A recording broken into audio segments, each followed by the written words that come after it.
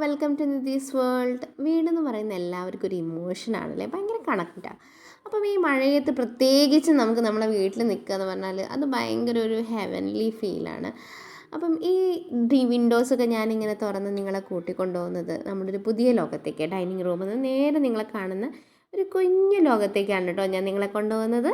അതായത് പണ്ടേ നമുക്കൊക്കെ ഭയങ്കര ഇഷ്ടമായി ഈ നാലുകെട്ടും നടുമുറ്റമൊക്കെ. പക്ഷേ ഇപ്പം നമുക്ക് കാലങ്ങൾ കഴിയുമ്പോൾ മനസ്സിലായി മെയിൻ്റനൻസ് കൂടുതലാണ്, ചിലവ് കൂടുതലാണ്, ഓട് മാറ്റണം. അങ്ങനെ ഇപ്പം നമ്മളെല്ലാവരും ഇപ്പം പുതിയൊരു ഇത് വെച്ചിട്ട് നമുക്കിപ്പം ഡൈനിങ് റൂമിൽ നിന്ന് അല്ലെങ്കിൽ നമുക്ക് ബാൽക്കണികളിൽ നിന്ന് അങ്ങനെയുള്ള ഓപ്പൺ ചെയ്യാൻ പറ്റുന്ന കുറേ ഇപ്പം ടാമ്പേർഡ് ഗ്ലാസ്സിലൊക്കെ ചെയ്യുന്നുണ്ട് കേട്ടോ, ഗ്ലാസ് ഡോർസൊക്കെ.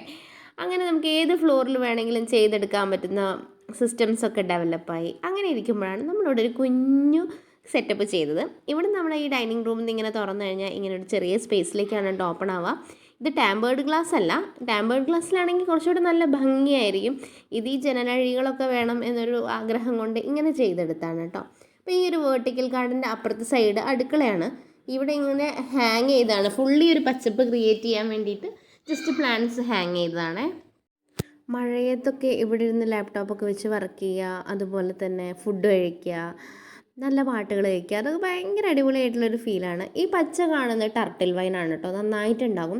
മഴക്കാലത്ത് പോലും ഞാനിങ്ങനെ ഇവിടെ നനയ്ക്കുന്നത് എന്താണെന്ന് വെച്ചാൽ ഈ ഒരു പോർഷനിലേക്ക് മഴ അടിക്കില്ല. നമ്മൾ മുകളിൽ ഇങ്ങനെ ഷീറ്റ് ഇട്ടത് കാരണം മഴ അടിക്കില്ല. മേലെ ഇവിടെ ഇങ്ങനെ താത്തി ഇങ്ങനെ തൂങ്ങിക്കിടക്കുന്നതൊക്കെ ടർട്ടിൽ വൈനാണ്. ടർട്ടിൽ വൈൻ നിങ്ങൾക്ക് അറിയുന്ന പോലെ തന്നെ രണ്ട് കളറിലുണ്ട് കേട്ടോ. ഇതൊരു ഗ്രീനും പിന്നെ വരുന്നത് ഒരു വയലറ്റ് പോലെ വരുന്നൊരു ഷെയ്ഡ് വരുന്നൊരു ടർട്ടിൽ വൈനുമാണ്.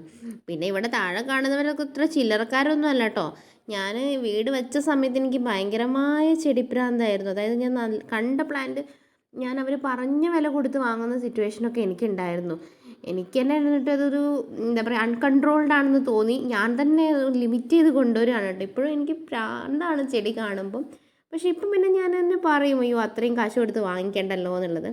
പിന്നെ ഞാനിവിടെ നനയ്ക്കുന്നതുകൊണ്ട് ഇവിടെ നന്നായിട്ട് മഴ ആസ്വദിക്കുന്ന വേറൊരു വിദ്വാനും കൂടി അകത്തുണ്ട്. അവൻ്റെ പേര് അവനെ കൂട്ടാണ്ട് പാറിപ്പോയിട്ടോ. ഒരു ദിവസം കുറേ ഇങ്ങനെ നമ്മൾ സംസാരിച്ചുകൊണ്ടിരുന്ന സമയത്ത് നമ്മൾ പറഞ്ഞു, ഇവരെ ഇങ്ങനെ കുറേ കാലം അടച്ചിട്ടിട്ട് എന്തിനാ, ഇവർ പോയി രക്ഷപ്പെട്ടോട്ടെ, ഇതാണ് തുറന്നിട്ടു. പക്ഷേ ഒരാൾ പാറിപ്പോയി, ഒരാളവിടെ ഒറ്റയ്ക്കായി. അവനാണെങ്കിൽ തുറന്നിട്ടിട്ടും പിന്നെ പുറത്തേക്ക് പോകാൻ പേടിയാണോ എന്താണെന്നറിയില്ല, ആൾ പോവില്ല. പിന്നെ നമ്മൾ തന്നെ ജസ്റ്റ് ഒന്ന് ക്ലോസ് ചെയ്തു, കാരണം അത്യാവശ്യം വലിയ കൂടാണ്. പിന്നെ ടർട്ടിൽ വൈനൊക്കെ ഇങ്ങനെ ഉള്ളിലേക്ക് നിൽക്കുന്നതുകൊണ്ട് അവർക്ക് അത് നല്ലൊരു ഫീലാണ്. അപ്പം ഞങ്ങളൊരു കണ്ടുപിടുത്തം കൂടി കണ്ടുപിടിച്ചു. കാരണം എന്താ വെച്ചാൽ ടർട്ടിൽ വൈൻ ഈ പക്ഷികൾ എത്ര കഴിച്ചാലും ഒരു പ്രശ്നമില്ല കേട്ടോ. അത് അത്യാവശ്യം എഡിബിൾ ആയിട്ടുള്ളൊരു പ്ലാന്റാണ് പക്ഷികൾക്ക്. മനുഷ്യനെ അറിയില്ല, നമ്മൾ കഴിച്ചു നോക്കിയിട്ടില്ലല്ലോ. അവരത് വേണ്ടിയ പോലെ അപ്പുറത്തെ സൈഡിലൊന്നും വളരാൻ സമ്മതിക്കില്ല. അപ്പോഴത്തേക്കും അവർ കഴിക്കും. ചിറക് വിരിച്ച് നിന്ന് തരുന്നത് എന്തിനാണെന്നറിയോ, ഇനിയും കുളിക്കണം, ആശാന് കുളി മതിയായിട്ടില്ല. അപ്പം ഞാനിനി കുറച്ച് നേരം കൂടെ വെള്ളം എടുത്തുകൊണ്ട് വന്നിട്ട് നന്നായിട്ട് നനച്ചു കൊടുക്കുന്നുണ്ട്. സ്പ്രേ ചെയ്യുമ്പോൾ എപ്പോഴും ഓടി വരും കേട്ടോ കുളിക്കാൻ വേണ്ടി. രണ്ട് ചിറകും പൊക്കിയിട്ട് ഇങ്ങനെ നിന്ന് തരും, ചിറക് വിടർത്തിയിട്ട്. ഇത് കാണാൻ നല്ല ഭംഗിയാണ്. ഞാനിവിടെ താഴെ ഒരു സ്റ്റൂൾ വെച്ചിട്ടുണ്ട്, കാരണം എനിക്ക് മേലുള്ളതൊന്നും നനയ്ക്കാൻ പറ്റില്ല അല്ലാണ്ട്. അപ്പം താഴെ ആകുമ്പം പ്രശ്നമില്ല. ഒരു മീഡിയം ഒരു മോഡറേറ്റ് ലെവൽ വരെയാണ് നമുക്കിത് ഇതിൻ്റെ ഹെൽപ്പ് ഇല്ലാണ്ട് നനയ്ക്കാൻ പറ്റും. അപ്പോൾ ഹൈറ്റ് ഒരു പ്രശ്നമല്ല കേട്ടോ. വെർട്ടിക്കൽ ഗാർഡന് നമുക്ക് ലാഡറോ സ്റ്റൂളോ ഒക്കെ യൂസ് ചെയ്ത് നമുക്ക് നനയ്ക്കാം. പിന്നെ കൊക്കോപീറ്റ് കൂടുതൽ നിറച്ചാൽ മതി. അങ്ങനെയാകുമ്പോൾ വീക്ക്ലി വൺസ് ഒക്കെ നനച്ചു കൊടുത്താൽ മതി. ഇവിടെ വേറെ പ്രത്യേകിച്ച് അധികം മഴയൊന്നും ഇങ്ങോട്ട് തട്ടാത്തതുകൊണ്ട് പ്രശ്നമൊന്നുമില്ല. നമ്മുടെ അടുക്കള ഭാഗമാണ്, അവിടെ പടി നടന്നുകൊണ്ട് നിൽക്കുന്നതുകൊണ്ടാട്ടോ നിങ്ങൾക്ക് ഇങ്ങനെ കാണുന്നത്.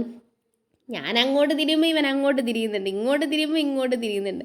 നന്നായിട്ട് നന എൻജോയ് ചെയ്യുന്ന വേറൊരു പാർട്ടിയാണിത്. പിന്നെ ഇവിടെ കുറച്ച് ഞാൻ പറഞ്ഞല്ലോ ഓൾറെഡി, അവിടെ കാണുന്ന 2 ചെടികൾ പീസ് ലില്ലിയാണ് കേട്ടോ. പീസ് ലില്ലിയൊക്കെ ഒന്ന് റെഡി ആയി വരുന്നുണ്ട്. അപ്പം ഞാൻ എല്ലാവരും വെയിലത്ത് കൊണ്ട് ഇറക്കി വെച്ചിട്ട് ഞാനിങ്ങനെ വെയിറ്റ് ചെയ്ത് നിൽക്കുക കേട്ടോ. മഴ കൊള്ളാൻ പറ്റാത്ത സ്ഥിതിയിലാണ്. അടീനിയൊക്കെ അതുപോലെ പിറ്റൂണിയ പ്ലാന്റ്സ് ഒക്കെ എൻ്റെത് വളരെ പരിതാപകരമായി. പിറ്റൂണിയ നിങ്ങളുടെ ഒരു 2-3 ഇയേഴ്സ് ഒക്കെ ആയി, അല്ലെങ്കിൽ ഒരു 1 ഇയർ ഓൾഡ് പ്ലാന്റ് ആണെങ്കിൽ പ്രശ്നമൊന്നുമില്ല കേട്ടോ മഴ കൊള്ളുന്നതിന്. ബിക്കോസ് പിറ്റൂണിയ ആണെങ്കിലും ടർട്ടിൽ വൈൻ ആണെങ്കിലും ടെറേറിയത്തിൽ വരെ വളരുന്ന പ്ലാന്റ്സ് ആണ്. ഞാനിവിടെ ഇനി ക്ലീൻ ചെയ്യണേ. അപ്പം ഇവർക്ക് എന്താ പ്രശ്നം എന്ന് വെച്ചിട്ടുണ്ടെങ്കിൽ ഇവർക്ക് വെള്ളം അതിൽ തങ്ങി നിൽക്കരുത്, ചെയ്യുക എന്നുള്ള ഒരു പ്രോസസ്സ് മാത്രമാണ് പ്രശ്നം വരുന്നത്. ഞാനിവിടെ കട്ട് ചെയ്ത് കൊടുക്കുന്ന ഈ പ്ലാന്റ് ഇല്ലേ, ഇത് ഞാൻ പറഞ്ഞൊരു വലിയ ഭയങ്കര പൈസ കൊടുത്ത് വാങ്ങിയൊരു പ്ലാന്റാണ്. നമ്മുടെ ആ ഒരു വാട്ടറിൽ നിൽക്കുന്ന പ്ലാന്റ് അല്ല, ഇപ്പോഴത്തെ ഒരു കറുത്ത കുത്തന്നെ നിൽക്കുന്നൊരിത് കാണുന്നില്ലേ, അത് നല്ല ഭംഗിയുള്ളൊരു പ്ലാന്റാണ്. പക്ഷേ അത് ഭയങ്കര റേറ്റും കോസ്റ്റ്ലി ആയിരുന്നു. ഇപ്പോൾ ഒന്ന് തളിരിട്ട് വരുന്നുണ്ട്. അപ്പം ഒരു മറ്റേ എൻ്റെ ഒരു തളിരിട്ട കിനാവാണ് കേട്ടോ, അത് റെഡിയായി വരണം, അല്ലെങ്കിൽ ഒരുപാട് കാശാണ് വെള്ളത്തിലായത്.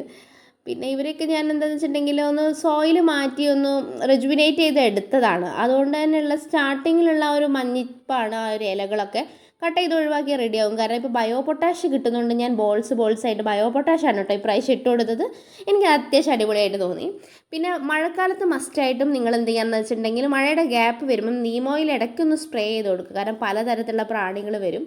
അപ്പം നമ്മളെപ്പോലെ തന്നെ പ്ലാന്റ്സും അത്യാവശ്യം സെൻസിറ്റീവായിട്ടിരിക്കുന്ന ഒരു ടൈമാണ് മഴ.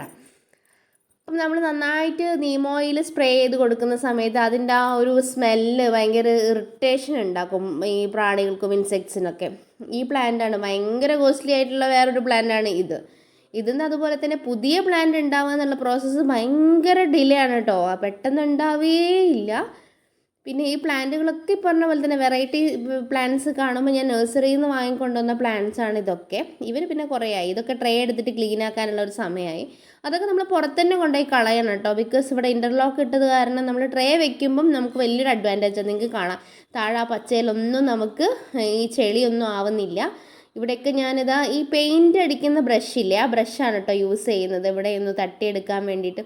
ഇതൊക്കെ വല്ലപ്പോഴും ചെയ്താൽ മതി. ഇപ്പം ഞാൻ ചെയ്യുന്നതിന് എനിക്ക് തോന്നുന്നു ഒരു 3 months ഒക്കെ എന്തായാലും ആയിട്ടുണ്ടാവും. ഇപ്പോൾ ഇതൊക്കെ ഈ ഭാഗങ്ങളൊക്കെ ഇങ്ങനെ ക്ലീൻ ആക്കിയിട്ട്. അപ്പം വർക്കിംഗ് ആണെന്ന് വിചാരിച്ചിട്ട് ഇതിന് പ്രത്യേകിച്ച് പ്രശ്നമൊന്നുമില്ല. ഇന്ന് സൺഡേ ആയത് കാരണമാണ് ഞാനും ഇതിന് ടൈമും എഫേർട്ടൊക്കെ എടുക്കുന്നത്. അപ്പോൾ വല്ലപ്പോഴും ഇതൊക്കെ ഒന്ന് മെയിൻറ്റെയിൻ ചെയ്ത് വെച്ച് കഴിഞ്ഞ് കഴിഞ്ഞാൽ പിന്നെ കുറേ കാലം അത് അങ്ങനെ തന്നെ നിന്നോളൂ കേട്ടോ. അങ്ങനെ വലിയ ഇഷ്യൂസൊന്നുമില്ല. ഇടയ്ക്കിടയ്ക്ക് പോയി ചെയ്ത് കൊടുക്കണമെന്ന്. സ്പ്രെയർ വാങ്ങിച്ച് ജസ്റ്റ് സ്പ്രേ ചെയ്ത് കൊടുത്താൽ മതി.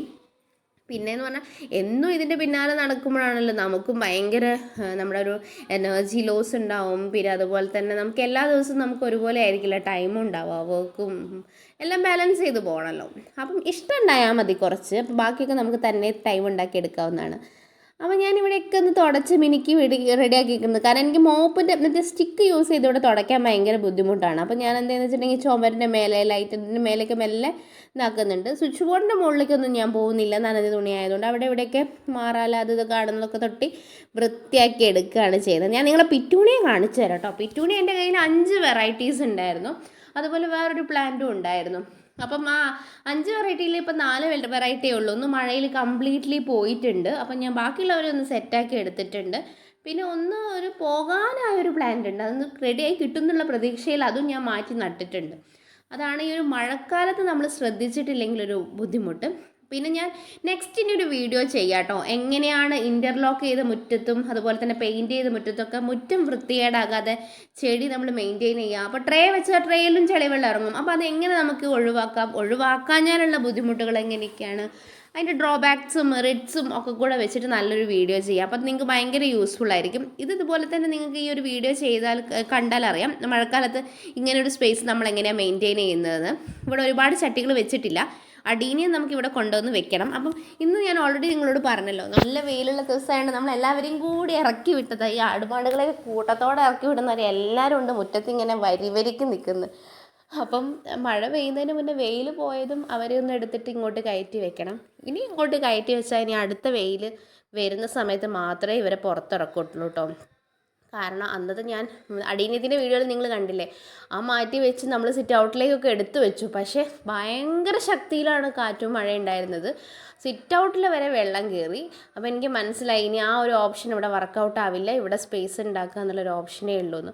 മദർ പ്ലാന്റ് എന്തായാലും സെക്യൂർ ചെയ്യാൻ പറ്റും. ബാക്കിയുള്ളത് 50-50 ചാൻസേ ഉള്ളൂ. കാരണം ചെയ്യാനുള്ള ചാൻസൊക്കെ വളരെ കൂടുതലാണ്. നനച്ചിട്ടില്ല എങ്കിൽ പോലും ഞാൻ ഒട്ടും നനയ്ക്കുന്നില്ല. നനാന്നുള്ള പ്രോസസ്സേ അടീനത്തിന് കൊടുക്കുന്നില്ല. പക്ഷെ എന്നാലും വളരെ ബുദ്ധിമുട്ടാണ് സർവൈവ് ചെയ്ത് വരാൻ വേണ്ടിയിട്ട്. ഇതാണ് നമ്മുടെ പിറ്റൂണിയ. എൻ്റെ അടുത്ത് ഇപ്പോൾ 4 വെറൈറ്റി ഉണ്ട് കേട്ടോ. 5 എണ്ണം ഞാൻ വാങ്ങിച്ചിട്ടുണ്ടായിരുന്നു. പക്ഷേ ഇന്നിപ്പോൾ 4 എണ്ണേ ഉള്ളൂ. 4 എണ്ണത്തിൽ ഇപ്പം എന്ന് പറഞ്ഞിട്ടുണ്ടെങ്കിൽ ഈ ചെറുത് പോയ പോലെയാണ് ഏറ്റവും ചെറുത്. 5ാമത് നിങ്ങൾ കാണുന്നത് പിറ്റൂണിയല്ല കേട്ടോ.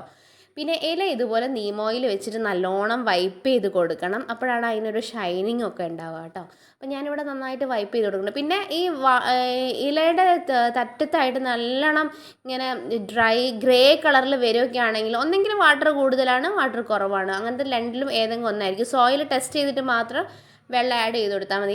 വാട്ടർ ഒരുപാടായി കഴിഞ്ഞാൽ ഭയങ്കര പ്രശ്നമാണ്. അതുകൊണ്ട് എപ്പോഴും സ്പ്രെയറാണ് കേട്ടോ റെക്കമെൻഡഡ്. ഏത് പ്ലാന്റിനായാലും സ്പ്രെയർ യൂസ് ചെയ്യുക. അപ്പം പിന്നെ വലിയ ബുദ്ധിമുട്ടുകളില്ല. ഞാൻ ഈ ട്രേ വല്ലാണ്ട് തുടച്ച് മിനുക്കാൻ പോയിട്ടില്ല. കാരണം എന്താ വെച്ചാൽ ഇനിയും നമുക്കത് ക്ലീൻ ചെയ്തുകൊണ്ടേ നിൽക്കാനുള്ളതാണ് മഴ കഴിയുന്നത് വരെ. ഇവിടെ ഇപ്പോൾ എനിക്ക് ചൈന ഡോൾ പിന്നെ ഞാൻ ഓൾറെഡി കൊക്കോപ്പീര് കൂടുതലുള്ളതുകൊണ്ട് എടുത്ത് വെയിലത്ത് വെച്ചു എന്നുള്ളൂ കേട്ടോ. പോട്ടിംഗ് മിക്സ് ഉണ്ടാക്കുന്ന സമയത്ത് എനിക്ക് മണ്ണ് അവൈലബിൾ അല്ലായിരുന്നു അധികം. അപ്പോൾ നിങ്ങൾ ചെയ്യുന്ന സമയത്ത് മണ്ണ് അവൈലബിൾ ആണെങ്കിൽ മാക്സിമം മണ്ണിടുക. അപ്പം thank you for watching. Channel ഇഷ്ടമായി ലൈക്ക് ചെയ്യുക, ഷെയർ ചെയ്യുക, സബ്സ്ക്രൈബ്